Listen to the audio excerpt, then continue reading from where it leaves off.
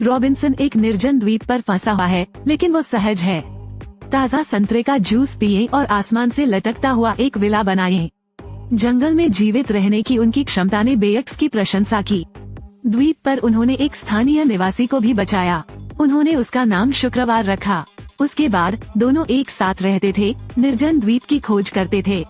एक दिन रॉबिन्सन ने समुद्र का अवलोकन किया।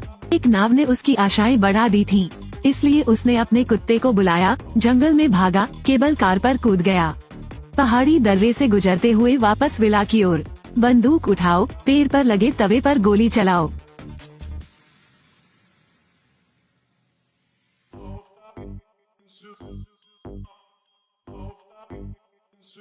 पहाड़ की चोटी पर अलाव जलाएं।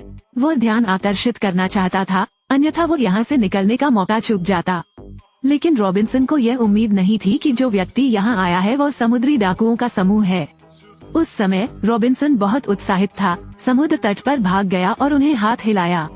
लेकिन उनके उत्साह का जवाब ठंडी गोलियों से दिया गया। मेरे पास कोई हथियार नहीं है। जेम्स ने अपना हाथ लहराया, अपने अधीनस्थों को रॉबिन्सन को गिरफ्तार करने का आदेश दिया। 3 अधीनस्थ रॉबिन्सन के पास पहुँचे। रॉबिन्सन ने देखा कि स्थिति अच्छी नहीं है, जंगल में भाग गया। समुद्री डाकुओं को अपने जाल में फंसाओ। टाइमर जाल सक्रिय हो गया। जो पहला समुद्री डाकू भागा, उसके पूरे शरीर पर सुइयां चुभो दी गईं। दोनों को खतरे का एहसास था, इसलिए वे अधिक सावधान थे। उन्होंने रॉबिन्सन द्वारा छोड़े गए ट्रंक पर निशान की खोज की, लेकिन जब वो अपने साथियों को बताने ही वाला था, तब दूसरा मनुष्य जाल में फंसता है और मर जाता है। अब उसे और भी सावधान रहना होगा। उसने एक टहनी उठाई और मिट्टी के हर इंच का निरीक्षण किया। निश्चित रूप से उसने चट्टान पर एक और जाल खोजा। चीखें सुनने के बाद रॉबिन्सन ने सोचा कि उसने उन सभी को हल कर लिया है। लेकिन जैसे ही उसने अपनी सुरक्षा को कम किया, जीवित समुद्री डाकू ने उसका पीछा किया। सौभाग्य से शुक्रवार समय पर उपस्थित हो गया और रॉबिन्सन को बचा लिया गया। दोनों ने उससे पूछा कि वो यहाँ क्या कर रहा है। पता चला कि उनके पास पहले एक खजाने का नक्शा था और अब वे उस बहुमूल्य खजाने को खोजने के लिए यहाँ हैं। इन समुद्री डाकुओं के लिए उसे मुख्य भूमि पर वापस लाना असंभव लग रहा था, लेकिन रॉबिन्सन ने भी उसे नहीं मारा, बल्कि घाव पर पट्टी भी बांध दी और बंदूक भी उसे लौटा दी। वो बस यही चाहता था कि वो अपनी पत्नी को बताए कि वो अभी भी जीवित है। लेकिन जेम्स अचानक प्रकट हुआ, दोनों हाथों में 2 बंदूकें। मैं किसी ऐसे व्यक्ति की तलाश में हूँ जो इस जगह को समझता हो। रॉबिन्सन 20 वर्षों से अधिक समय से एक रेगिस्तानी द्वीप पर फंसा हुआ है, लेकिन वो आनंद ले रहा है। लटकती हवेली में रहना, रोज संतरे का जूस पीना। अचानक एक दिन समुद्री डाकुओं का एक समूह खजाने की तलाश में इस द्वीप पर आ पहुंचा। जेम्स रॉबिन्सन और फ्राइडे को मार्गदर्शक के रूप में लेता है और उन्हें खजाना खोजने में मदद करता है।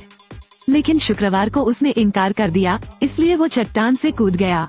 शुक्रवार की इस कार्रवाई ने सभी को हैरान कर दिया। जेम्स नीचे देखता है, उसे लगता है कि शुक्रवार मर चुका है, लेकिन उसे ये पता नहीं था। उसने उभरी हुई चट्टान को पकड़ लिया। वो बच गया, लेकिन खुद को बचाने के लिए रेंगने में भी कामयाब रहा। जेम्स रॉबिन्सन के पास लौट आया और उसे खजाने के नक्शे का अध्ययन करने के लिए मजबूर किया, अन्यथा इसका अंत शुक्रवार जैसा ही होगा।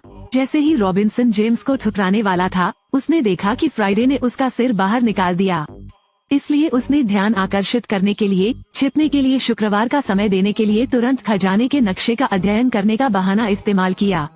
जब उसने देखा कि फ्राइडे भाग गया है, तो रॉबिन्सन ने प्रतिक्रिया व्यक्त की। ओलिविया ने देखा कि रॉबिन्सन गंभीर नहीं था, इसलिए उसने उसके चेहरे पर थप्पड़ मार दिया।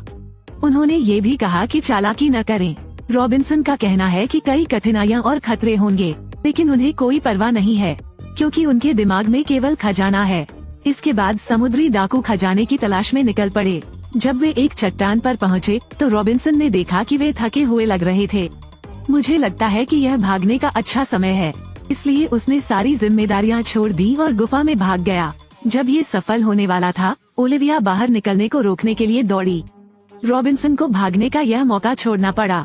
वे एक नदी पर गए। रॉबिन्सन ने नदी की गहराई जांचने के लिए खुद नदी में कूदने का सुझाव दिया, लेकिन सैंटोस ने तुरंत इस विचार को खारिज कर दिया। क्योंकि वह जानता था कि एक बार रॉबिन्सन बंदूक की सीमा से बाहर हो गया तो वो उसे नियंत्रित नहीं कर पाएगा। इसलिए उसने अपने अधीनस्थ को जांच करने का आदेश दिया। अधीनस्थ अकेले ही जांच करने के लिए नीचे चला गया। जैसे ही वो गहरे पानी में गया, उसे अपने पैरों के नीचे कुछ तैरता हुआ महसूस हुआ। इसलिए उसने अपने हाथ में तलवार घुमाई और पानी में एक नरभक्षी मछली को मार डाला। इससे पहले कि उसके पास प्रतिक्रिया करने का समय होता, उसे आदमखोर मछलियों का एक झुंड खींच कर ले गया। जेम्स को लगता है कि रॉबिन्सन उसके साथ चालें खेल रहा है। उसने अपनी तलवार निकाली और रॉबिन्सन को धमकी दी, नहीं तो मैं तुम्हारे हाथ पैर की उंगलियां काट दूंगा। उस समय शुक्रवार व्यवसाय के स्थान पर लौट आया। उसने घर में बनी लिफ्ट ली, लटकती हुई हवेली तक गया, अपनी पसंद के कुछ हथियार उठाए, फिर एक पूरा धनुष और तीर तैयार करें, रॉबिन्सन को बचाने के लिए निकल पड़े। क्या आप कल्पना कर सकते हैं कि यह एक हवाई केबल कार है? सरल डिजाइन, शांत आकार, इसके बगल में 2 बांस की छड़ें सुरक्षात्मक बाड़ हैं। पैर से संचालित, आपको बेहद आकर्षक अनुभव देता है। इस साधारण केबल कार को इस जंगली आदमी रॉबिन्सन ने खुद डिजाइन किया था।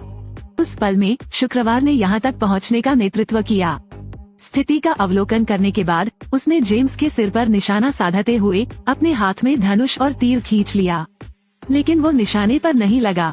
जेम्स ने तुरंत प्रतिक्रिया व्यक्त की, अपनी बंदूक निकाली और गोली चला दी, लेकिन उस गोली ने उनके एक साथी को लगभग घायल कर दिया। शुक्रवार को दूसरी गोली चलाई, जो लगभग रॉबिन्सन के जूनियर को लगी। ओलिविया ने ये देखा, अपनी तलवार रॉबिन्सन की गर्दन पर रख दी और शुक्रवार को अपना हथियार नीचे रखने के लिए कहा। शुक्रवार को बस अपने हथियार डालने थे और रॉबिन्सन को बचाने का दूसरा रास्ता ढूंढना था। शुक्रवार की पूंछ काटने के लिए ओलिविया ने केबल कार भी काट दी। उसी समय लोगों का एक और समूह इस द्वीप पर आया। तटरक्षक बल समुद्री डाकुओं के दूसरे समूह की तलाश कर रहा था, अंततः सही समय की प्रतीक्षा कर रहा था। समुद्री डाकुओं को भागने के लिए नाव पर चढ़ने से रोकने के लिए कप्तान ने नाव को नीचे गिरा दिया। फिर सभी को समुद्री डाकुओं का शिकार करने के लिए जाने का आदेश दिया। कुछ ही समय बाद शुक्रवार को एक सैनिक से मुलाकात हुई, लेकिन शुक्रवार को वह घबराया नहीं। उसने अपने पेट में लगी तलवार निकाल ली, लेकिन उसने केवल अपने बगल के नारियल के पेड़ के तने को ही काटा। शुक्रवार और सिपाही अपने आवास पर गए। उन्होंने समुद्री डाकुओं को पकड़ने के लिए शुक्रवार को मार्गदर्शन देने का निर्णय लिया। वे नदी के किनारे जाते हैं। सैंटोस नदी को तैरकर पार करने का आदेश देने ही वाला होता है। फिर वह रुक गया, क्योंकि नदी में मछलियां हैं जो मनुष्यों को खा जाती हैं। इसलिए शुक्रवार को बांस की नौक बनाने का सुझाव दिया गया।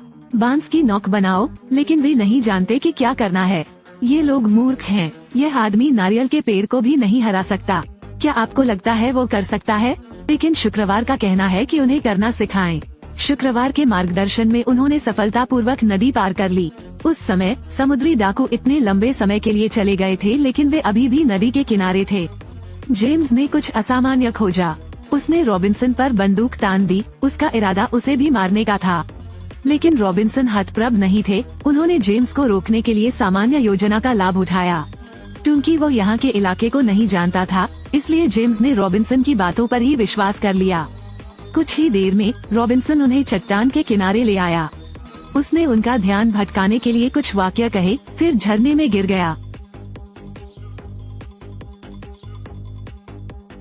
तट रक्षक आ गए हैं। सामने चट्टान है, पीछे पीछा है। ऐसा लगता है कि इस बार समुद्री डाकू बच नहीं सकेंगे। शुक्रवार को भी कोमा में पड़े रॉबिन्सन को बचाने के लिए तुरंत नीचे छलांग लगा दी गई।